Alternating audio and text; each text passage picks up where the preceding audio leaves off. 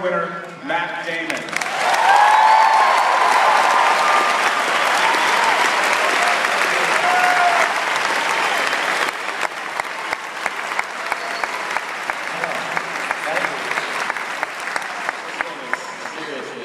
Heavy. This is a serious award, man. So, a modern master. Okay.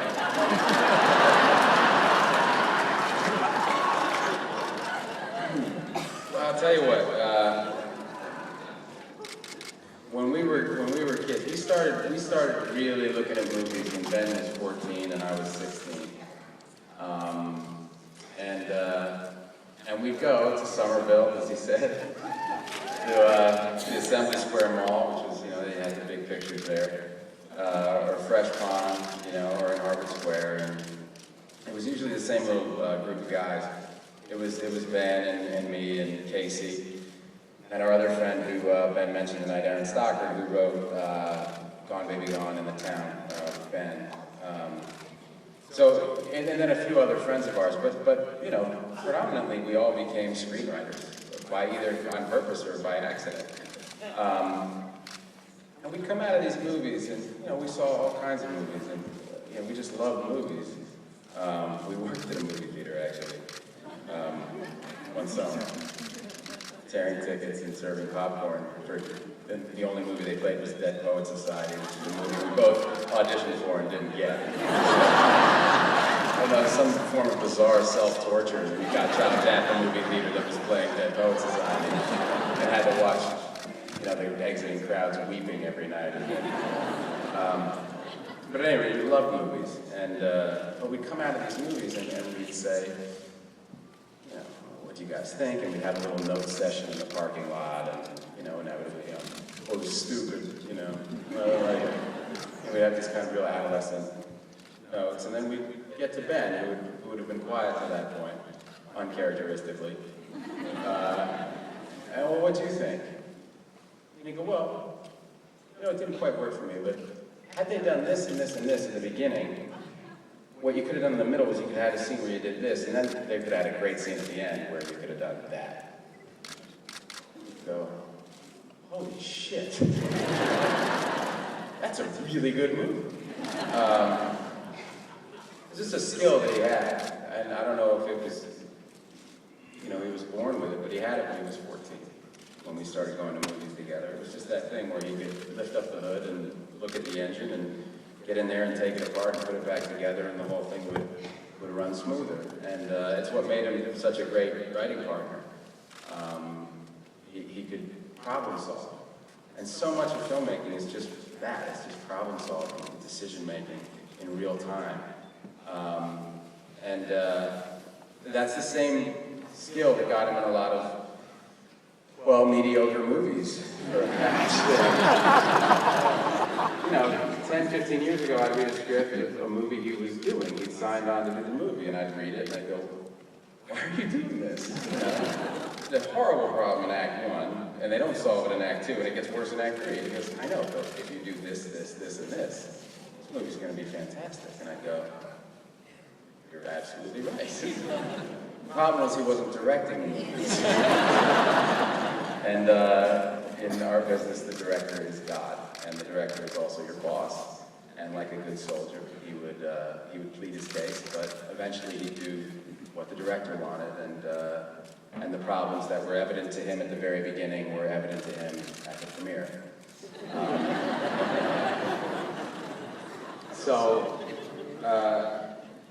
So here he is now, and he's made 3 fantastic movies, one better than the next. And one thing I've learned is that you cannot make a great movie by accident. Anybody who makes a great movie is a great director, period. That's true.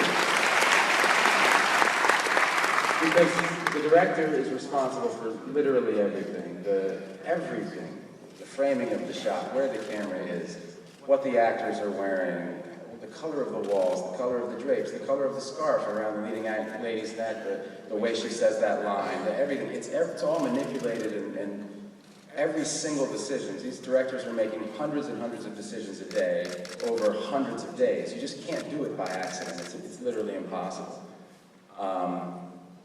And Ben's made these 3 great movies, and this last one, Argo, is a legitimately great movie that's already, it's nominated for Best Picture, and it's already won the Golden Globe for Best Picture, and for Ben for Best Director, and no one's going to be surprised if it wins the Oscar for Best Picture. And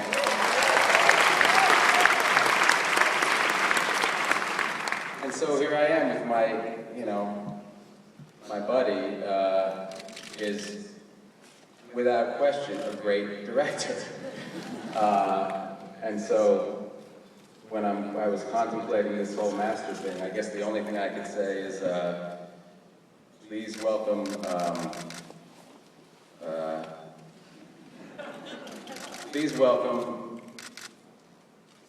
somebody who is undeniably 2 things. My very old friend and a very young master.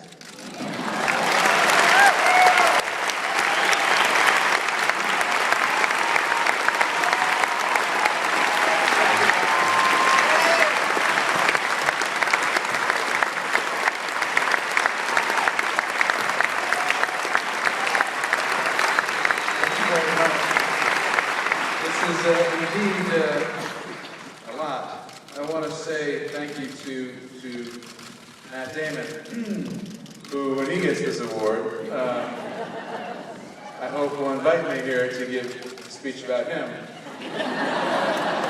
Mine will be a bit more of a roast, because so many of the brilliant characteristics of Matt are so blatantly self-evident. Matt Damon actually is brilliant. We traffic in these adjectives and in hyperbole, this business an awful lot. So it's rare to actually know a genius. And I know that Matt's a genius because I know him and I've known him for more than 30 years. I've seen him do about everything you can do, including, we played sports together. I even saw him in the shower. Which is why that was a nice speech. Because you don't roast somebody who's seen you in the shower. But what I've seen about Matt is who he really is. So I know, and I've seen what I consider to be the entire range of his personality, his emotions, his life experience, more or less. So when I go see a movie that Matt's in, and I see a fully realized, deeply nuanced, completely complicated person who not only have I never met, I've never even seen, not for a second. I am humbled and I am completely blown away. Matt talked about directors. There are a lot of things that I, would have cause to envy Matt over. The one thing I probably envy him the most is Francis Ford Coppola, Martin Scorsese, Steven Spielberg, the Coen brothers, a whole shitload of directors who are geniuses. Clint Eastwood, twice, Cameron Crowe, on and on. Matt has worked with basically all the great directors who can still get up out of a chair. And the reason why is because they're great directors, and they can recognize greatness. And they've seen it in Matt, and so have all of you, and so has America, and so have international film-going audiences, and so have I. And my...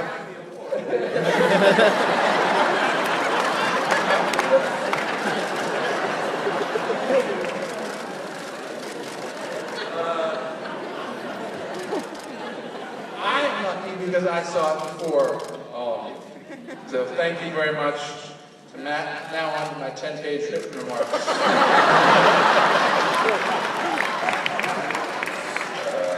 I want to thank Leonard Maltin, who was very kind to me. I appreciate that. I need he got to remind me of some work and some coworkers that I'm really proud of, and he spared me some other stuff, and kind of made it look good too by showing a few other ones. So thank you very much. You know, it's an honor. I mean, Jesus, to be here accepting this award that says Modern Master. I certainly don't feel like a master of anything. I don't even feel that modern. I have like a 90s greatest hits cassette tape in my car. You know, I basically feel like a filmmaker, and that's it. I feel like a filmmaker who tries to forge on past desperation and terror to do the best job they can to try to express myself, to ruminate on themes that seem to me, you know, interesting or relevant or powerful, and to try to produce movies that I would be interested in seeing. In fact, that's the only metric that I really know of, you know, when looking at my own work and making my own judgments, and looking at the finished material and thinking to myself, is this something I think has any value? You know, does this feel like a genuine effort? You know, sort of like getting married. You have to find someone you'll still be in love with years and years from now. And I'm lucky I found both the right woman and the right partners over time to work with. Yeah, my wife. She's at home, but I like her. And you know, they say this word says, you know, Modern Master, and that is quite wonderful. And I did look it up. Leo was younger than me when he got it, so you know, I mean, this isn't some flagrant offense. I know that this movie is really about this award is really about Argo, and it's a movie that's made an impression, I guess, unlike any other movie I've ever worked on. The Iranians themselves are producing a sequel to the movie. It's my first successful franchise. I was really actually pretty thrilled when Grant told me that Clooney was producing. We'll see. The truth is, I got lucky producing this movie. I got lucky working with Rodrigo Prieto, who shot the movie. I got lucky working with Sharon Seymour, who was the production designer. I got lucky working with William Goldenberg, who edited the movie. I got lucky working with the great Alan Arkin, the great Bryan Cranston, the great John Goodman. I was basically surrounded with good fortune, you know. And there were 120 other speaking parts in this movie.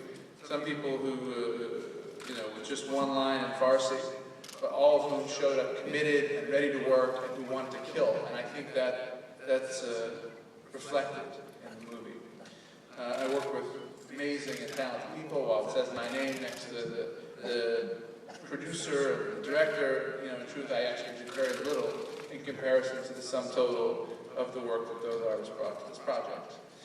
The lesson I learned, as I said earlier, is partnership. It's empowering other people not only to do their job, but to express the full range of their skills in their job, and to let them understand that that's welcome, and to let them understand that nothing that's worthwhile can be done. It isn't a collective effort, you know. And I learned that if you give them support in the room, people will kill for you. The lesson I learned, the only real wisdom I have to offer is that if there's a mastery, it's in partnership. Thank you very much.